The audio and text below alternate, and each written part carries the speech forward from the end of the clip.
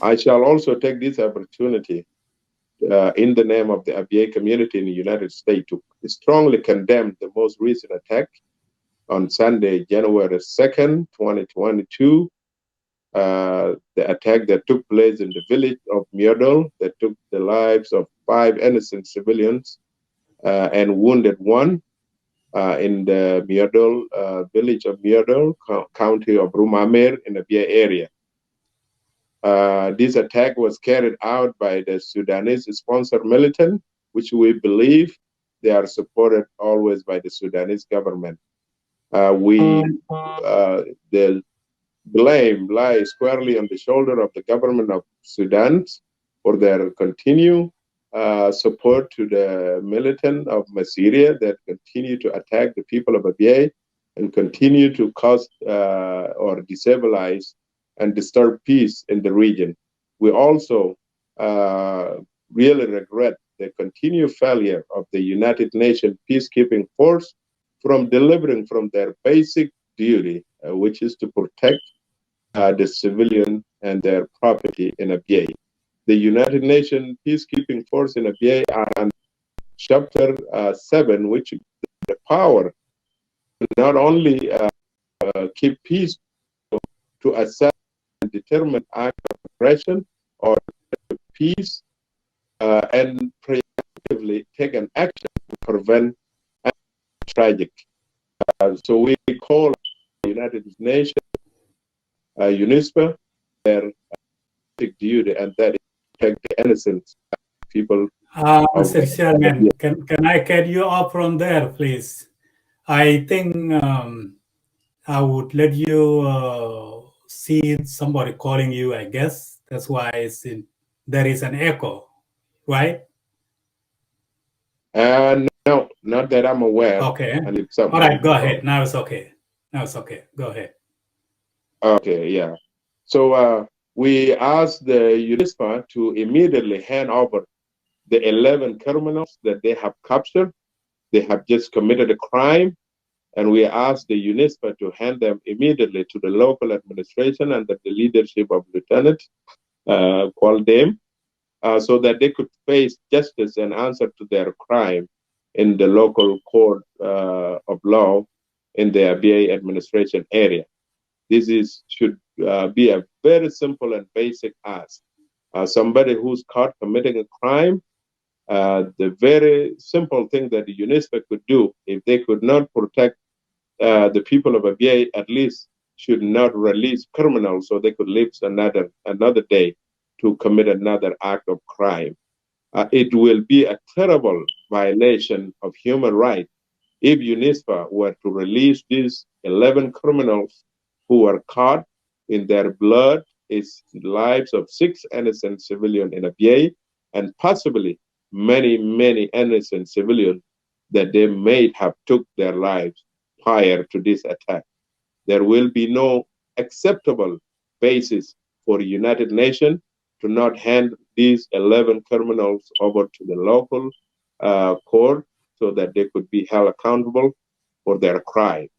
Letting criminal go free can only invite more criminals to commit crime. And therefore, I encourage the United Nations to not only do the thing towards Abyei, but towards the rules of law in the entire world. Thank you. I look forward for question and engage listeners of Abyei social. Oh, thank you, Mr. Chairman. To the audience, please, today we're going to switch to Dinka language, but before we do that, there are some questions that I really do want to ask Mr. Chairman before we switch to Dinka language. And the reason why we need to update ourselves too, what can we do from here since we have reached 2022 and there is no sign of any change that is coming? Somebody has to live with the hope. You have to feel something that, I'm hoping tomorrow something going to happen. So I will ask you, Mr. Chairman, there are some questions that I want to ask you. And when we're done with those, then we will go to our mother tongue, which is Dinka language, so that we brainstorm ourselves and discuss our problems and see how can we get away from this. Uh, so would you please try to briefly talk to us about CPA and why is it still until now? Thank you. The Peace Agreement, which is the appropriate abbreviation for CPA, it was really for the human rights, the United Nations, the international community, who worked tirelessly and one of the terrible civil war in Africa continent, with the longest civil war that cost the lives of 2.5 million. This CPA did not come free of cost. It did cost financially and time that was invested by the United States, the United Kingdom, the European Union, the African, the United Nations as the world body, and the work of the North Sudan and South Sudan civil society activists. This CPA that took place should have resolved and brought peace all across the Sudan. The CPA was clear after 21 years of South Sudanese People Liberation, or the Sudanese People Liberation Movement fighting. Of course, the SPLM and SPLA, which is the military wing, they were fighting for a united Sudan, a Sudan where all people of Sudan are treated equally.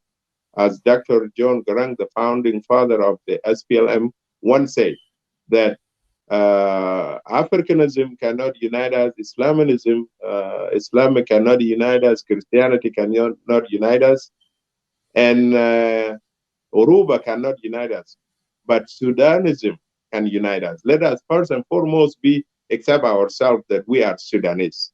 These were basic core principles of the SPLM, and I believe continue to be. But the CPA say that we must make unity attractive because it takes two people, right, to achieve peace.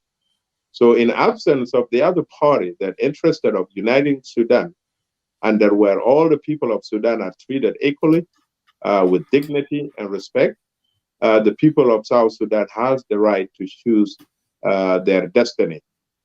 Tragically, that was the outcome, because the SPLM did work hard to try to make that unity possible. But every time they were faced by fierce rejection from the other side. As a result, people of South Sudan in 2011 voted for separation. Now, this CPA, it has 7 protocols. One of the 7 protocols is the Abbey Protocols. People of Abyei, of course, undeniably, they are South Sudanese by virtue. We are from the tribe, one of the largest tribes in South Sudan, Dinka.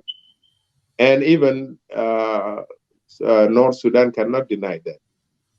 Back in 1905, Abyei was transferred for administrative purposes to be governed under Kordofan province, which at the time, it makes sense because under United Sudan, it's pretty much come down to the convenience of the distance.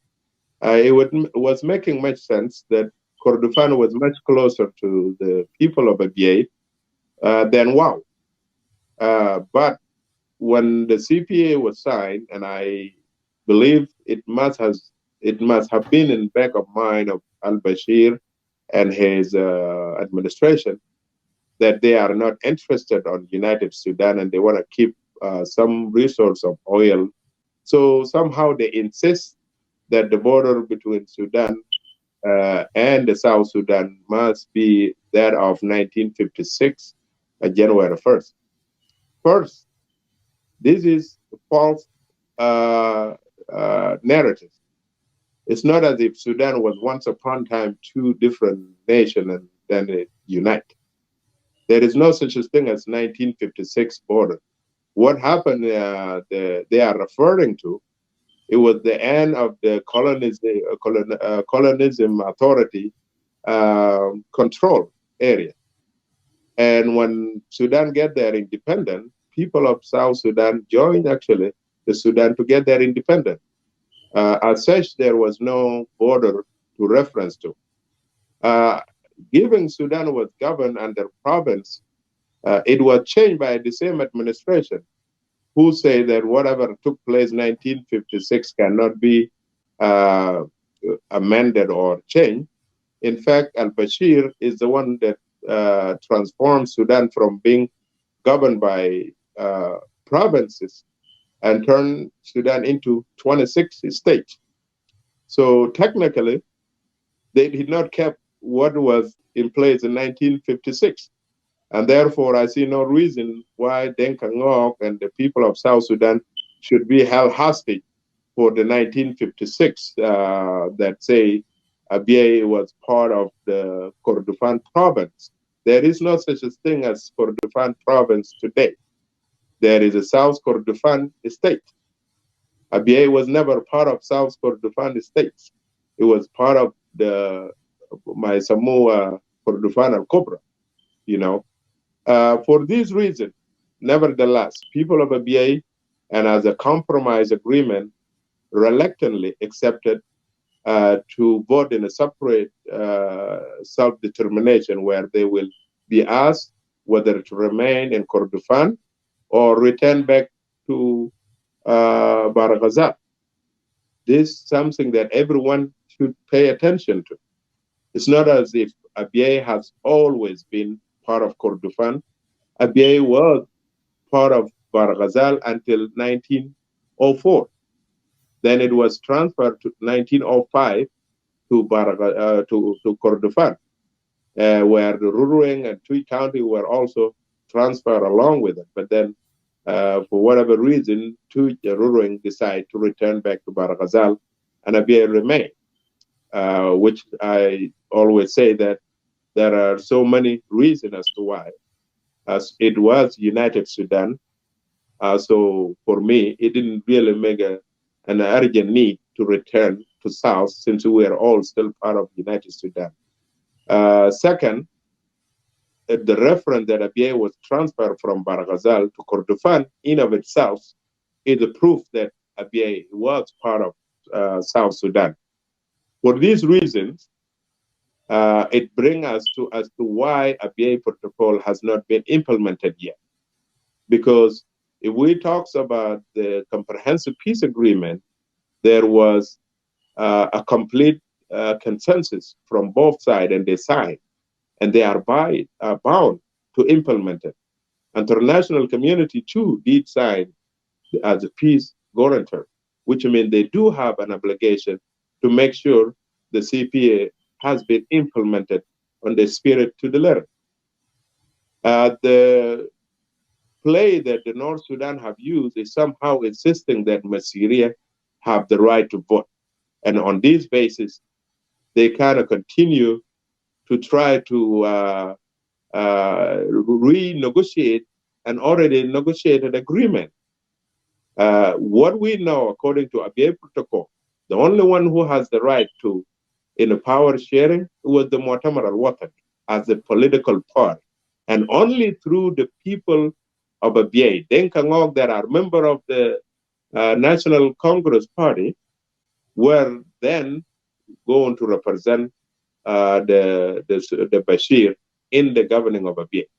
There was no such a thing as Masseria because once Masseria were never part of Kordofan, Barghazal, and what is in question here is whether or not people of Abyei will choose to remain in Kordofan or return to Barghazal. If that's the case, Masseria have no place to return to. In this context, Masseria are excluded from the right to vote. They have nothing to determine their self-determine because they have always been part of North. Moreover, Abyei in Abbey Protocol defined the Abyei area as the area of 9 tribes of Denka Ngok chiefdom that were transferred from 1905 to Kordofan. That is the second reference that leave no room for Masseria to have any business on self-determination for the people of Denka Ngok and Abyei. Moreover, Masseria, they themselves, has been mentioned in the Abbey Protocol, and they are mentioned in context of having the right to continue to graze their cattle and access to the water through the Denka Ngok area until otherwise people of Denka Ngok decide their destiny. And even the agreement went beyond to explain in the event of people Denka Ngok chose to return to Barakazal, the future of Masseria, cattle, grazing, and access to the water will depend upon the relationship between the two countries. Hello, this leave no room for no such a thing as Masseria have a right.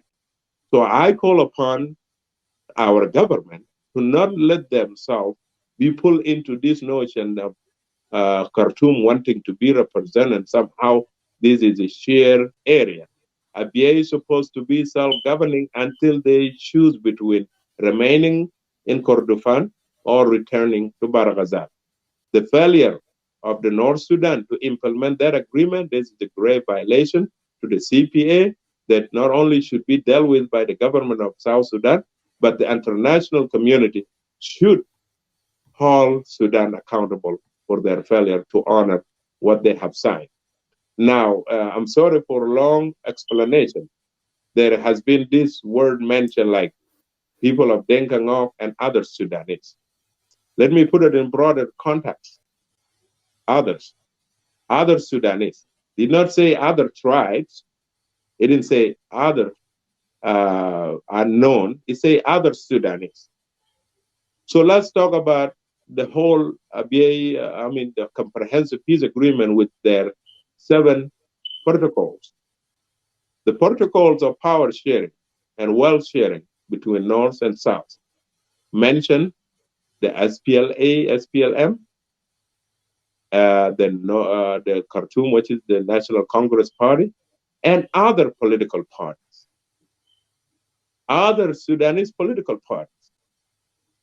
So in the South, the Mu'tamar al-Watani was going to be represented by a member of South Sudanese whom are part of the Mu'tamar al-Watani.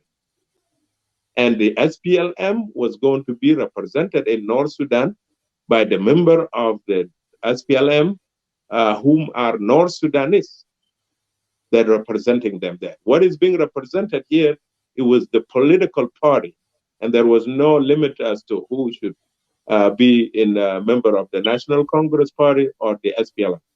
So at the time, there are part of Denka Ngok sons and daughters were part of the National Congress Party that could represent, according to the agreement of the power sharing between the SPLM and the National Congress Party, but only through the Denka Ngok sons and daughters that are members of the National Congress Party. So let's say SPLM in South Sudan has a certain percentage of the power, where the Mu'tamar al-Watani was represented by a certain percentage, and other political parties. Does it make sense? Can SPLM be other political party? Of course not, because SPLM are the SPLM, and the National Congress Party are the National Congress Party. They could not be other political parties. In this context, other Sudanese cannot be Masseria and Denka Ngok, because these two tribes were mentioned. In context, Denka Ngok are the one who own the area that reference. Abyei is defined as the area of 9 tribes of Denka Ngok chiefdom that were transferred from 1905 to Kordofan, and that Masseria will have the right to continue graze their cattle and access to water. They are 2 parties to the agreement with different rights. Other Sudanese, it means individual who has no affiliation with any tribe, but permanently lives in Abyei. These are the definition of other Sudanese. For this reason, I see no reason as to why the Khartoum failed to let the people of Denkangok vote. Most importantly, I see no reason why our government of South Sudan continue to be reluctant and enforcing the implementation of the Abbey Protocol, which is part of the Comprehensive Peace Agreement. During the peace negotiation, remember, the Sudan was insisting that the two-force army will be integrated. The SPLM insists that the SPLA will remain as a different institution to protect the peace, which means they were there to be the power that threatened the North, that if they don't implement the peace, they will be dealt with. And I think one of the SPLM, I don't remember the individual, but said it clearly that we must make the cost of not implementing the CPA very expensive than actually implementing the CPA. I call upon these voices within the SPLM and in South Sudan today to make the cost of not implementing the remaining provision of the CPA more expensive than retaining it. Khartoum had looted Abyei wealth long enough. People of Abyei have suffered long enough. The continuing failure to resolve the final status of Abyei is a threat to the national security of the Republic of South Sudan. And I call upon the government of South Sudan to immediately resolve the final status of Abyei, and that is let the Abyei referendum of 2013 stand as the voice of people have spoken. Thank you, and I'm sorry for long explanation. No, it is very important, by the way. But thank you so much. You have elaborated more indeed. Okay, before we go back, um, there are some three questions that I want to ask you here, and then we will switch to Dinka language. Um, there is a proposal people talk about nowadays. I don't know what can it do. Um, I just want to let you know, why do you think this approach is very important? I am going to be brief because I don't want to bore the viewers. Prolong It it, seems yes. like you have a very excited topic, and Sarah, she's standing by. She's another bright young lady whom I respect a lot. You talking about the frame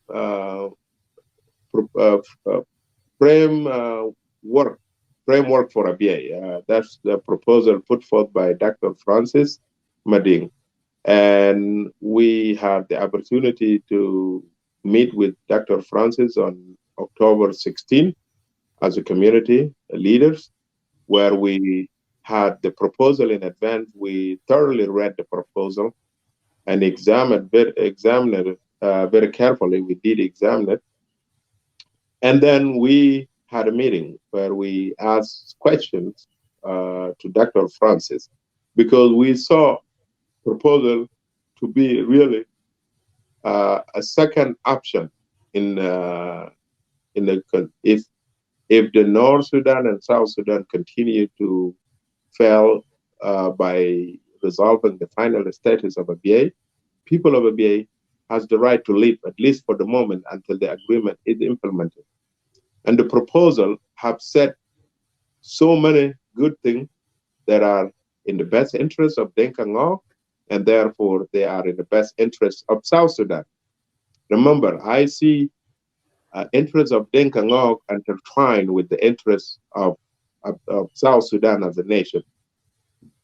The proposal, in the absence of resolving the final status of Abyei as of today, this is something that should take place for now until whatever is taking the both government long to take place. In other words, this proposal can be put away if the final status of Abyei were to be resolved tomorrow. We asked questions, and Dr. Francis was very open for a change.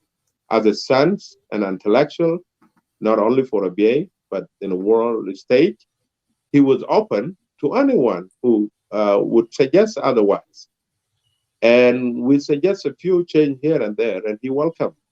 All that he cared for is that people of Abyei and the South Sudan should not lose their right over Abyei. In proposal, he clearly warned the international community to not fall in the trap of assumption that somehow the Nkangog area is shared with Massyria. He went in lengths to mention even during the 1905, the Nkangog always had the Abyei as their area, territory, and Massyria had their own area, with the headquarters being Mujlat and other surrounding areas. It's not that the international community is not aware of it, but as an intellectual, he must have worried about the changes that take place. And you could see the language evolving from this to that and to that. So he wanted to reinforce that area. Secondly, the proposal actually has a lot from Tom Mbeki proposal and the Abbey Protocol. Proposal call for the United Nations to extend the security on the entire area as is defined on the Code of Arbitration. Who in South or in North does dispute the Code of Arbitration outcome? In fact, if I remember correctly, North Sudan celebrate the victory because the ABC report, which is the Abyei Boundary Commission report, has more area for Denkangog than the Court of Arbitration. We want to court to the Hague because there was a dispute from the North claiming that somehow the international community was sympathizing with the Denkangog and has took so many territory that belong to Syria and awarded them to be for Denkangog. That what led to, after the 2008 attack, that the issue of Abyei was referred to the Court of Arbitration. The Court of Arbitration has reduced the square mileage that were awarded to be defined as the area of the 9th tribe significantly. And the North Sudan celebrate that victory. And it's no brainer that now, after celebrating that they get all they want more than what they bargained for, they suddenly find themselves going after very little that is given to Denkangog. So the proposal called international community to extend the security over all the area so that the people of Denkangog could go to their area, cultivate, and some at least develop some sense of independence so they could work for themselves instead of depending on the international aid. Building a society to learn how to depend